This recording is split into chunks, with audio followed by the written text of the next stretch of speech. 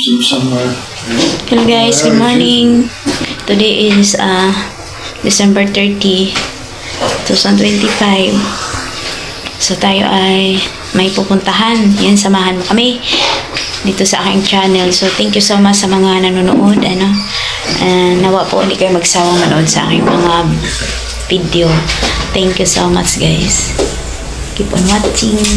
So yun guys, kami po ay aalis. Papunta kami ng Cavite dahil napag-usapan na po namin na kami ay mamasyal doon. So ayan, samahan nyo kami sa aming journey po ngayong araw na to. Ito ay December 30, 2025. Maraming salamat po sa mga nanonood sa aking channel, no? Ako nga pala si Lynn, no? Dating tendera. Ngayon ay kung ano-ano na lang yung ating mga video, no? Maraming salamat po. So ayun nga, sumakay po kami ng jeep niyan. Tapos pagkatapos po sakay namin ng jeep galing po sa amin, ay sumakay ulit kami ng tricycle papunta naman po ng Cavite or papuntang San Jose, Cavite. So ang smooth lang po ng biyahe sa araw na yan, gawa po ng siguro maaga pa kami nakaalis, 8 po kami nakaalis sa bahay. So ayan po yung lugar na aming nadadaanan. Ito ay papuntang GMA Cavite. So ayan, dahil dito sa aming lugar ay medyo mataas, mabundok. Kahit na mabundok po ay marami pong tao, ano, halos walang bakante din po yung mga kabundukan, pero paakyat po siya, pababa, ganon.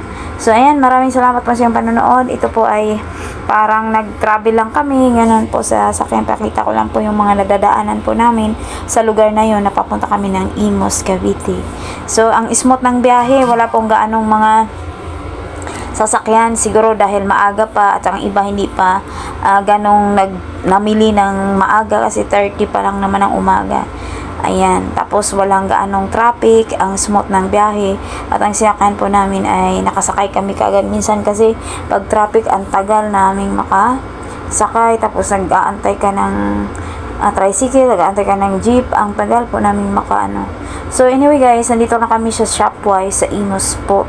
Nandito na kami at kami ay sasakay naman ulit ng tricycle. So naglalakad muna kami. So habang kami nandito, nag-take muna ako ng video ng kapiraso lang dito sa highway ng Aguinaldo Highway po yan. Yan po ay from Baclaran papunta po ng Dasma, ganyan, Tagaytay yung highway na yan. So ayan, at ang smooth lang ng biyahe. Ang ganda po ng kalsada dito sa Cavite, no? Kasi laki, lawak po. So daming tao na. So, dahil maaga pa, nakarating po kami niyan. 8 kami umalis sa bahay. Nakarating kami niyan ay mga 9:30, ganun.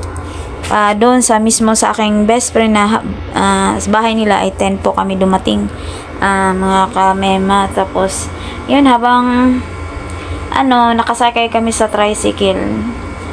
Ang smooth ng biyahe, wala, makita mo dito sa lugar na to, traffic po yan, sobrang traffic, ang haba ng traffic dyan, pero sa araw na yan, wala, napaka smooth. Tapos ang ganda po magbiyahe kasi hindi po siya mainit, gawa ng malamig-lamig nga po, lalo na dito sa Cavite kasi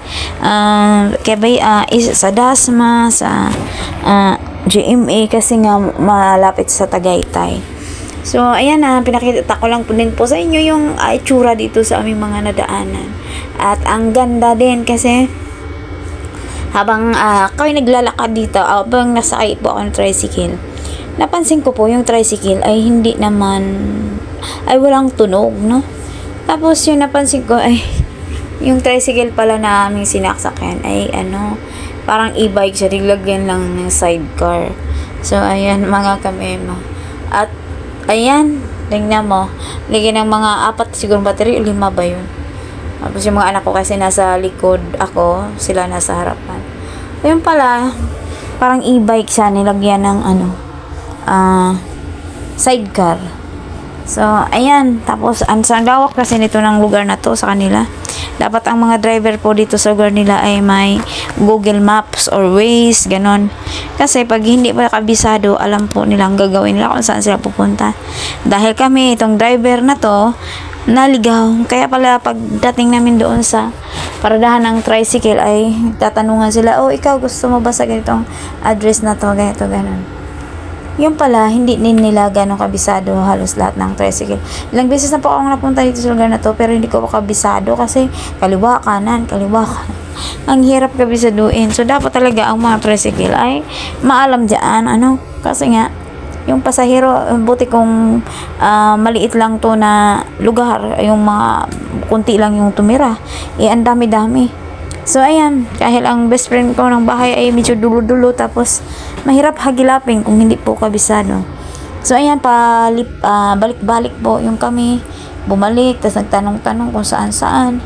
Yung pala ay naligaw na po kami. So, ang daming ding mga bahay dito, ang daming tao. Tapos, ang kanilang tricycle ay maliit. Tapos, sabi nga, pag si Iska tumama sa amin, nahirapan doon sa tricycle. Tapos yung nasakyan pala namin yung tricycle ay yung tawag nun, tricycle na may naka motor, naka battery lang. So baka naubusan pa kami ng gas yung yung karga ng battery ni kuya, kasi nga kung mabigat at saka naligaw pa ay sigurado si kuya. So, ayan, ang dami pong mga paninda sa mga gilid-gilid kasi nga mag-New Year. Although marami rin pa talagang tinda, mas lalo po ngayon. Pero dahil maaga pa, hindi pa ganong nagtinda. So, pagkadating ng hapon kasi kami ay nag-shopping, may mga kulang-kulang na binibili ko yung aking BFF. So, ayun, ang daming tao. So, habang kami ay nakasakay sa tricycle, ako hinalibang na lang din po ako kasi nag-video po ako. Pero, yung aking BFF pala, nag-chat na ako nasaan na kami. Bakit sobrang tagal daw namin sa tricycle na dapat po, saglit lang po yun. Sabi ko, siguro naligaw. Hindi pala kabisado ng tricycle driver. Kaya mahirap po talaga na naging driver ka pa, no? Lalo na sa panahon ngayon, may Waze na, tsaka Google Maps ba yan? Kaya ang galing nga ng mga ganun. Kasi pag uwi po namin, naka-grab kami. Oh, thank glory to God talaga. Napakabuti ang Lord. Tapos, yun. Sasunod naman yun na video, mga ka-mema. So, ayan. Medyo mahaba po yung aking, pagkuha ng video. So, huwag kayong magsawa. So, ayan po yung lugar na yan. May mga nagtinda na, mga iilan. Pero pagdating po ng hapon yan, sobrang dami. At saka dumami din yung saksak yan. Sa malinsing salita, traffic. At ang hirap. Pag sumakay ka, mas mahirap pag may dala kang sasakyan. Kahit e-bike lang. Mahirap kasi nagsiksika na yung mga tao. Ganun po. So, ganun po ang kabisi. Tapos, ang mahal ang bilihin. Kung dati ay 120 na lang, yung grapes naging 240, naging doble ng pagkadating ng 31 ng hapon. So, yung mga naghahanap ng mga bilog-bilog, 12 na bilog, yan, gustong kumpletohin. So, anyway, hindi naman po ibig sabihin na masama yun. Pero, yun po yung party ng tradition natin, bilang Pilipino. Yung dami nating mga tradition sa life. Pero ang mahalaga kasi doon, yung relasyon natin sa Lord na dapat lalo po nating lumalim. Kasi pag yung relasyon nga, di ba, yung mag-asawa, hindi tayo nag-uusap, bihira nag-uusap, at lagi kayo magkagalit, paano yung relasyon na tinatawag? So, yun po yung mahalaga. Pero hindi po masama po yung mga ganong tradisyon. Basta, wag nating kalimutan yung relasyon natin sa Panginoon. So, ayan lang.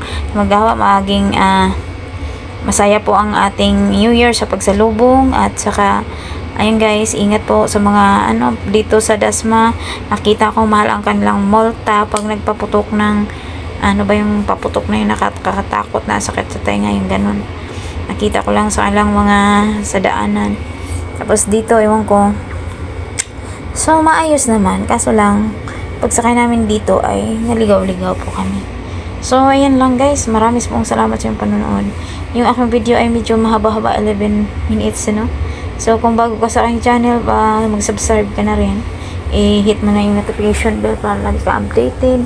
So sa ngayon guys, ang aking mga vlog ay maiba ng muna, maging kung ano-ano lang dati pong nagtindahan.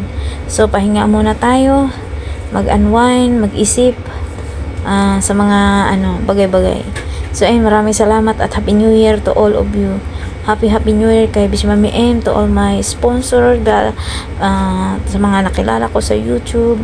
Bishi Mami M, Happy New Year, at to all your family, Tishawi, and to all my people, or to all my viewers here, to all my subscribers. Happy New Year everyone, and be safe, and also blessed New Year. Enjoy with your family. Whatever we have, be thankful and grateful. So yan, thank you so much guys, thank you. I really appreciate all your support. And God bless for everyone. Again, happy, blessed New Year to all of us. And goodbye. See you my next vlog. And God bless for everyone.